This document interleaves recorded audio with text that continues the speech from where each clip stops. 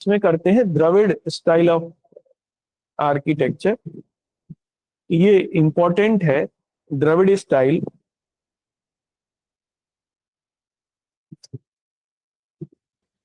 देखो ये माना गया कि जो द्रविड़ स्टाइल ऑफ आर्किटेक्चर है, हालांकि वो बहुत पहले से ही कंसीडर किया गया, संगम वगैरह के टाइम में आ, इसको माना गया कि उस समय ये थी, लेकिन इस आर्किटेक्चर को सही मायने में रिवाइव अगर ये हुआ, या इसमें जो इसकी जो इस समय की फॉर्म है ये बनी, ये पल्लवास के टाइम में बनी।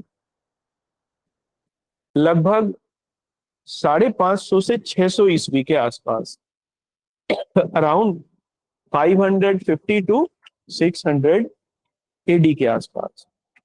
अलग अलग पल्लव रूलर हुए। पल्लव रूलर्स साउथ इंडिया में थे, जहां आज केरला और कर्नाटका का एरिया है, इसको हम लोग पल्लवास का एरिया मानते थे, स्पेशली केरल। यहां अलग अलग रूलर्स हुए पल्लवों में ही। इन पल्लव रूलर्स ने अलग अलग तरीके से टेम्पल्स को बनवाया। इनकी कुछ उसमें अपनी स्पेसिफिक, उन्होंने कुछ कुछ चीजों को ऐड किया, या अपने जो आइडियाज थे उनको ऐड किया। इसलिए पल्लव ये कुल में ही, या पल्लव काल में ही अनेक शैलियां बनी द्रविड़ स्टाइल ऑफ आर्किटेक्चर में। जैसे जो सबसे पहले पल्लव रूलर थे जिन्होंने बड़े लेवल पर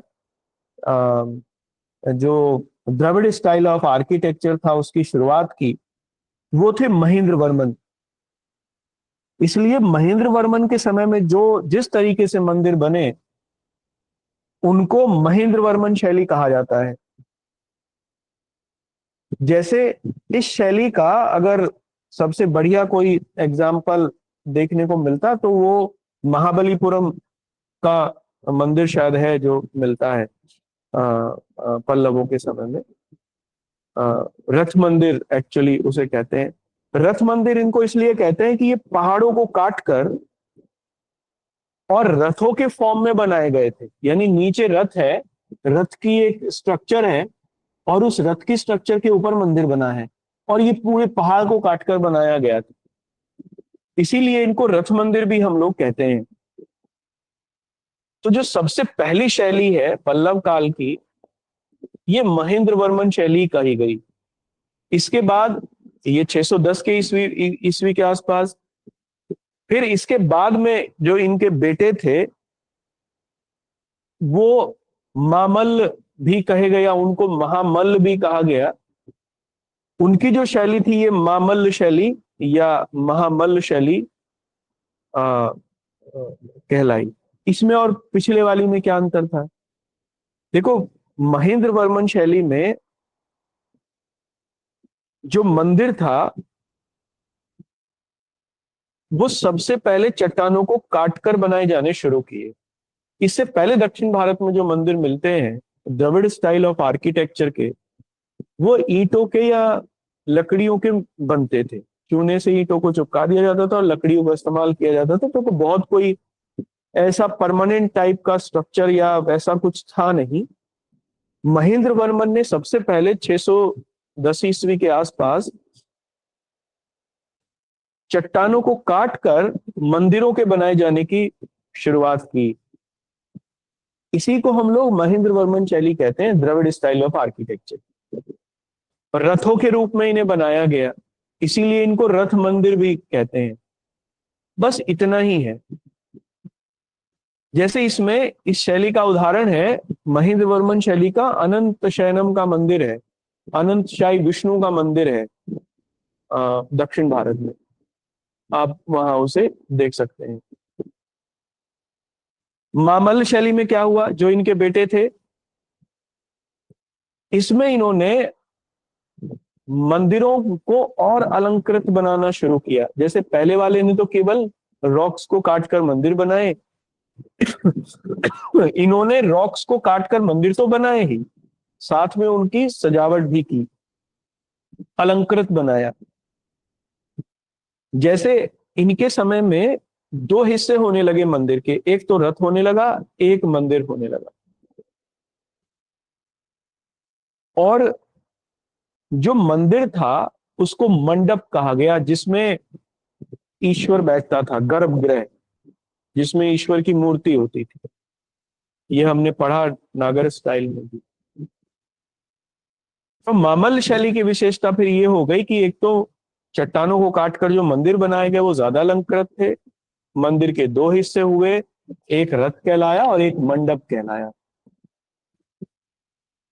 मंडप में ईश्वर का गर्भगृह होता था। इन रथ मंदिरों को ही पैगोडा भी कहा गया। ठीक है। सामान्यतः यही सामान्यतः ये ही द्रविड़ शैली की पहली पहचान बने। आप नेट से चेक कर सकते हो उन द्रविड़ स्टाइल के मंदिरों को। जैसे महाबलीपुरम का आप मंदिर चेक करना, मामल्ल शैली का ये बढ़िया एग्जाम्पल है।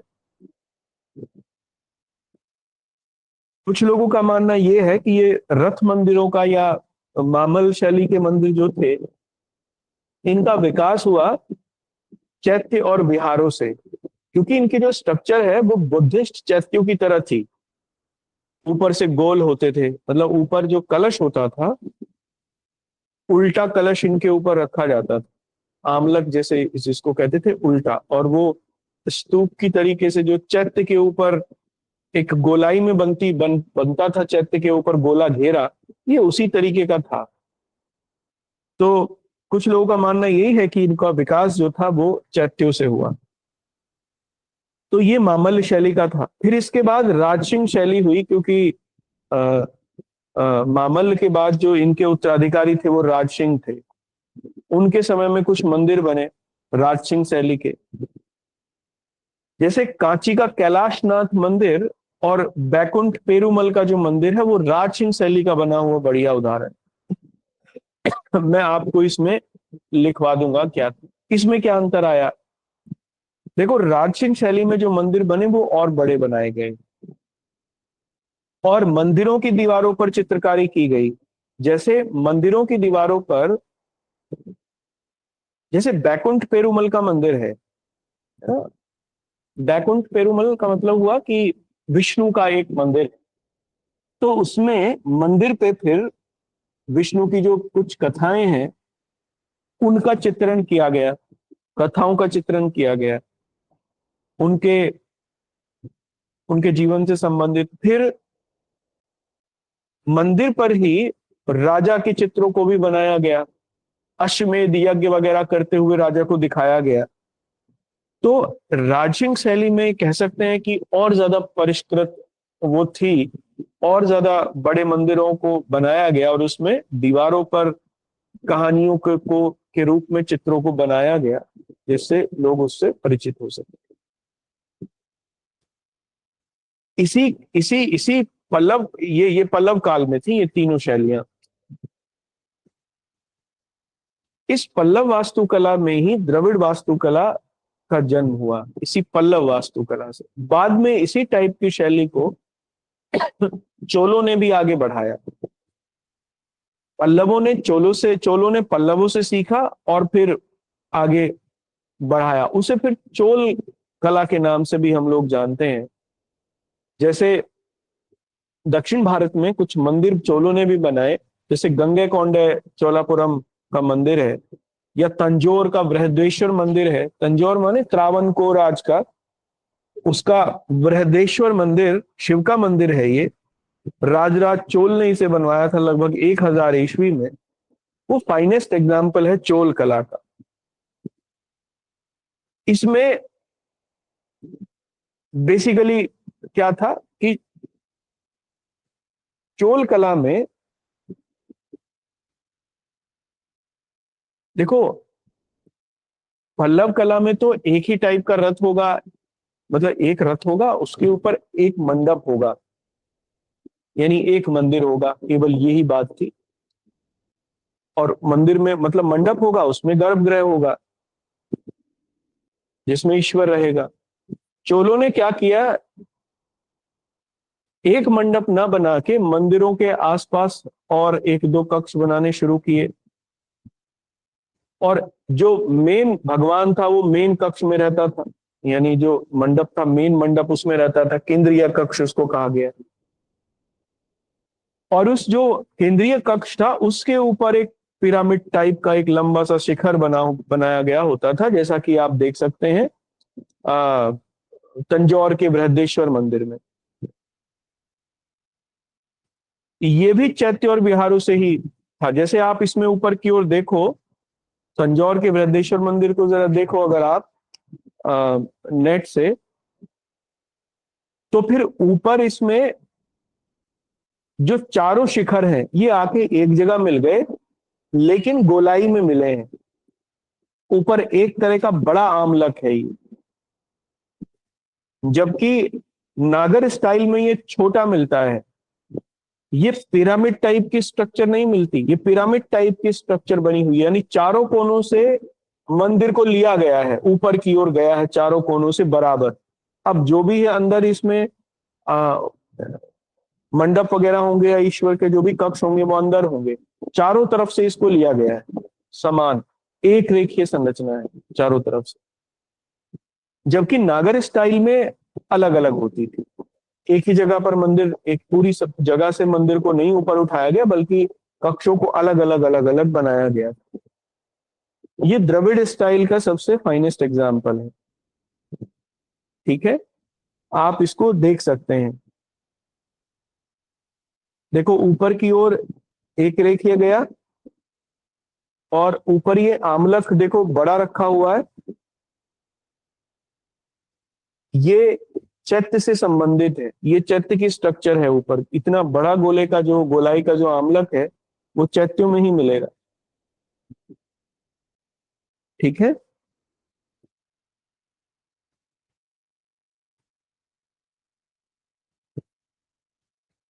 देखो ये मीनाक्षी टेम्पल मदुरई का, ये भी पिरामिड टाइप का स्ट्रक्चर है। गंगईकोंडा चोलापुरम का मंदिर, ये भी द्रविड़ स्टाइल का है। शोर टेम्पल ऑफ महाबलीपुरम, ये भी द्रविड़ स्टाइल का मंदिर है। ठीक है, ये द्रविड़ स्टाइल के आर्किटेक्चर है।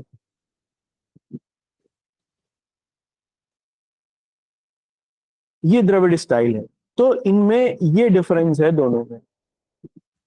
ठीक है, अब पल्लवों में भी, अब पल्लव एक वंश का नाम है ना, पढ़ेंगे दक्षिण भारत में है।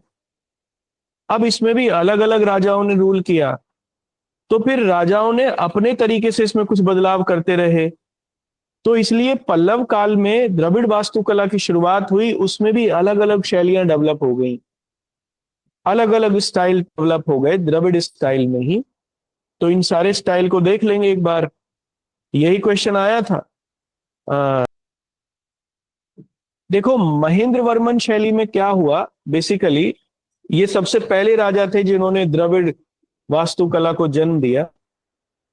इन्होंने चट्टानों को काटकर मंदिर बनाए जाने की जो द्रविड़ वास्तुकला की बेस है, आधार है, उसको शुरू किया। पहले मंदिर बनते थे लकड़ी से या ईंटों से, इन्होंने उसको छोड़ दिया, एक पूरी पत्थर काट कर मंदिर बनाए जाने की शुरुआत हुई। इस शैली के मंदिरों को मंडप कहा गया। ठीक है, अभी तक ये केवल मंडप थे, रथ मंदिर नहीं थे।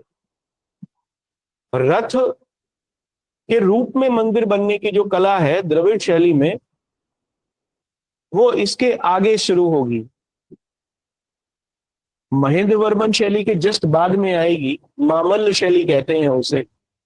तो महेंद्र वर्मन शैली में तो केवल चट्टान को काटकर मंदिर बनाए जाने की शुरुआत हुई, और इन मंदिरों को मंडप कहा गया।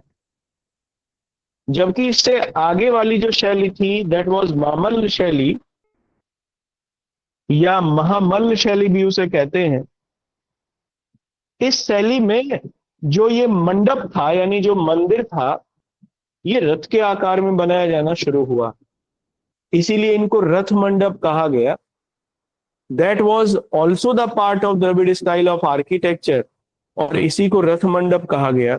इन रथ मंदिरों को पैगोडा कहा गया, इनका एक और नाम था पैगोडा। ठीक है, देखो ये अभिषेक ने शुरू किया है, तो अभिषेक ने शेयर किया है, यही था। ये गुफा मंदिर भी है, इनको गुफा मंदिर भी कहते हैं। जो अभिषेक नहीं है की तरफ बना हुआ ये मंदिर है, रथ के रूप में नहीं है, दैट इज ओनली मंदिर। रथ नहीं मिलेगा इसमें, मामल्ल शैली में लेकिन मिलेगा। ठीक है, आया समझ में? क्लियर है? नरगिस यही पूछा था ना? मेरे हिसाब से तो यही सवाल जी था जो सर। तुम पूछ रही थी कि मामल्ल शैली और महेंद्र अंतर है। देखो इसका टाइम पीरियड है मामल्ल शैली का 630 से 660, क्योंकि आ, महामल्ल के रूप में जब तक महामल्ल रूल कर रहे थे, 30 साल उन्होंने रूल किया, इंपॉर्टेंट पल्लव रूलर थे, उन्होंने ही इसको डेवलप किया। ठीक है, इसमें क्या अंतर आया? इन्होंने जो ये मंदिर बनवाए, चट्टानों को काटकर तो बनवाए ही, लेकिन रथ के फॉर्म में थे, एक प्लेटफॉर्म पर थे ये मंदिर, और वो प्लेटफॉर्म रथ की शेप में था, इसलिए इन्हें रथ मंदिर भी कहा जाता है, रथ मंडप भी कहते हैं इन्हें, और इन्हें पैगोडा भी कहा गया। ठीक है, ऑफ आर्किटेक्चर हम लोग देख रहे थे। तो द्रविड़ स्टाइल ऑफ आर्किटेक्चर दो चरणों में डेवलप हुई, एक पल्लव काल में और दूसरी चोल काल में। तो पल्लव काल का हम लोगों ने देख लिया था, चोल काल का देख लेते हैं। ठीक है, देखो एक तो ये था कि चोल काल में कुछ और बदलाव नहीं आया इस द्रविडियन स्टाइल ऑफ आर्किटेक्चर में, या पल्लव कला के दौरान में उन्होंने जो इसमें बदलाव किए, जो शिखर था, जो मंदिर का शिखर था, जो कि बड़ा फाइन होने लगा था मामल्ल शैली के बाद से, राजसिंह शैली में उसे और फाइन बनाया गया, चोल काल में उसे और परिष्कृत कर दिया गया। ठीक है, एक तो ये बदलाव आया, दूसरा ये चेंज आया कि पल्लव कला में तो एक ही मंदिर होता था, मंडप जो था वो एक ही था, एक ही कक्ष होता था। लेकिन चोल काल में ये देखने को मिला कि कई कक्ष बनने लगे, पहले कई कक्षों से गुजर के जाके और फिर मुख्य मंदिर तक या मंडप तक पहुंचा जाता था। ये इसमें एक और बदलाव देखने को मिला। प्रवेश द्वार बड़े बनने लगे मंदिर के, जैसे बृहदेश्वर मंदिर जो शानदार एग्जाम्पल है तंजौर का, चोल वास्तुकला का, उसमें खूब बड़ा जो द्वार है वो बनाया गया, शिव मंदिर है, और राजराज चोल ने इसे बनवाया था। ठीक है, तो अगले पॉइंट से लिखना। अब देखो चोलों का जो शासन था वो केवल दक्षिण भारत में ही नहीं था, बल्कि उन्होंने दक्षिण पूर्व एशिया को भी जीत लिया था, कंबोडिया, थाईलैंड, है ना, सब एरियाज में था, इंडोनेशिया में। तो फिर जो द्रविड़ स्टाइल ऑफ आर्किटेक्चर है वो भारत के बाहर भी फैली, चोलों ने उसे ईस्ट एशिया के देशों में भी फैलाया। इसलिए श्रीलंका में, इंडोनेशिया, थाईलैंड वगैरह में जो आप मंदिर देखते हो, है ना, जैसे कंबोडिया में अंकोर वाट का मंदिर है, वहां भी आपको इसी तरीके की जो वास्तुकला है वो देखने को मिलेगी। तो इसमें जो ये द्रविड़ वास्तुकला है, आखिरी में ये कहां पर देखने को मिलती है? तो विजयनगर, एक पढ़ेंगे हम लोगों ने, या शायद मेडाइवल पीरियड में पढ़ा था, विजयनगर और बहमनी किंगडम। तो विजयनगर साम्राज्य के अंतर्गत भी चोल कला देखने को मिलती है। मीनाक्षी का जो मंदिर है, मीनाक्षी मंदिर, आप देखना उसमें नायक शैली में बना हुआ है मीनाक्षी मंदिर। आ, ये चोल कला का, द्रविड़ कला का फाइनेस्ट एग्जाम्पल है। और तो द्रविड़ वास्तुकला आगे चोलों से विजयनगर किंगडम तक देखने को मिलती है। ये विजयनगर साम्राज्य 13वीं 14वीं शताब्दी में अस्तित्व में आया, और फिर 16वीं 17वीं शताब्दी तक ये भारत में रहा, और बाद में बहमनी ने उन्हें जीत लिया था तो समाप्त हुआ। लेकिन जो चोल कला थी, अब ये चोलों के ही वंशज भी थे, बहमनी ये विजयनगर किंगडम्स के जो रूलर थे। तो फिर चोल कला चोलों से विजयनगर साम्राज्य में, विजयनगर के क्षेत्र में वो एंटर हुई, या फिर से वो रिवाइव की। और विजयनगर के दौरान, विजयनगर काल के दौरान मीनाक्षी मंदिर इसका एक शानदार एग्जाम्पल है, आप देख सकते हो। तो आप इसमें अगले पॉइंट में लिख